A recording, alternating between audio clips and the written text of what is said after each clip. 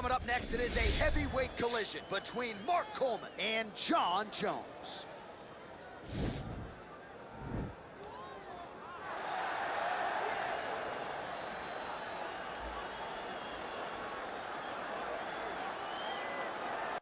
All right, so here he is, the consensus greatest mixed martial arts athlete of all time, UFC light heavyweight champion Jon Jones. It has been a remarkable career. The toughest fight he has had came against you. He is trying to add to his legacy here tonight in what is yet another big spot for Johnny Bones. Jon Jones is a guy that has reached the true pinnacle of mixed martial arts. No matter what he was going through outside of the octagon, the moment he stepped foot in there, he was just the best of the very best. I've shared the octagon with him twice, and I have never felt that I was getting attacked by so many different things. He's a phenomenal mixed martial artist, truly deserves to go down in the UFC Hall of Fame. A champion now, was a champion before, one of the longest reigns in UFC light heavyweight history. And it's one thing to have length, it's another thing to use it as well as he does. That 84-inch reach, certainly one of many tools in the vast arsenal of Johnny Bones Jones. All right, so another big spot for this high-level wrestler here tonight, and the opposition knows what's coming, but more often than not in the UFC, they've been unable to stop. It's because since a little boy, he spent his life on the wrestling mats. And even though you start to prepare for it late, you cannot match his ability to train, his ability to focus. The idea that once he gets a hold of you, it only ends with him in top position. It does not matter if he has to get a high crotch. It does not matter if he needs to get a single leg or a double leg. The purpose is to get you to the floor, and he has been trained his entire life to do just that. Yeah, he put it well. He's got a lot of throws and takedowns and trips in his arsenal, and he'll try to put them to good use in this matchup here tonight. And now our tale of the tape for this heavyweight fight. More than a decade separates these two fighters when it comes to the age, with some differences in height, but big differences in reach. And now for the particulars, here's Bruce Buffer. Ladies and gentlemen, this fight is 3 rounds in the UFC heavyweight division. Introducing first, fighting out of the blue corner, a look-see-do fighter, holding a professional record of 27 wins, 1 loss, and 1 no contest. He stands 6 feet 4 inches tall, weighing in at 225 pounds. Fighting out of Albuquerque, New Mexico, USA. Ladies and gentlemen, he is the former UFC light heavyweight champion, Jon Bones Jones. And now introducing his opponent, fighting out of the red corner. This man is a wrestler, holding a professional record of 16 wins, 10 losses. He stands 6 feet 1 inch tall, weighing in at 235 pounds.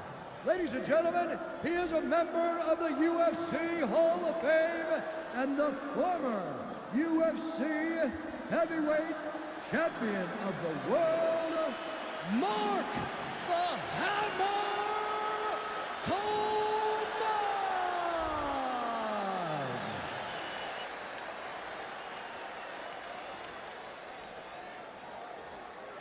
And when the action begins, our referee in charge, Yves Lavigne. The veteran Yves Lavigne draws the assignment here. You ready?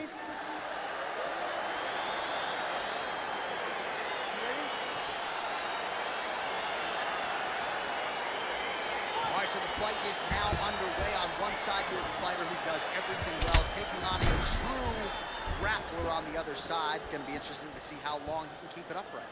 I mean, Damian Maia may be the most specialist type of grappler in the UFC. This guy resembles him in a number of ways. Let's see how he manages this fight against a guy that can do just about everything inside the octagon. Oh, he landed a beautiful straight punch there, DC. He's got an edge in reach and certainly is making it count in this one. Now we're going.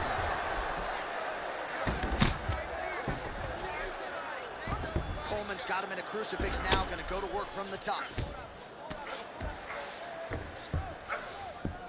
A lot of top pressure being applied here. All right, he's got the full mount now. Is this one of the most dominant positions in MMA? Is that fair to say? It's a very dominant position. It's one of the most ideal positions you can get to, especially if you are fighting someone that doesn't truly understand that they're not in as much danger as they are, because it's dangerous. but there are a lot of outs. And if a person isn't very understanding of that, then you can really, really put some damage on them.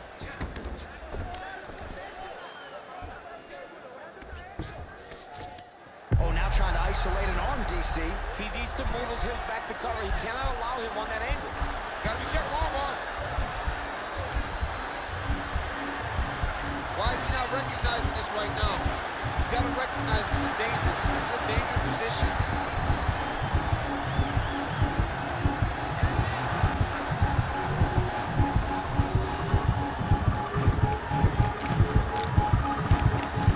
Oh, and there's the tap, so he submits him with the armbar. How about that? Great job, great performance.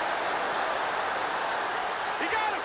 What a performance! Yeah, that is some high-level Brazilian Jiu-Jitsu right there. Just the way he transitioned to secure the arm up against his body and ultimately force the tap. High-level stuff out of that young man here tonight.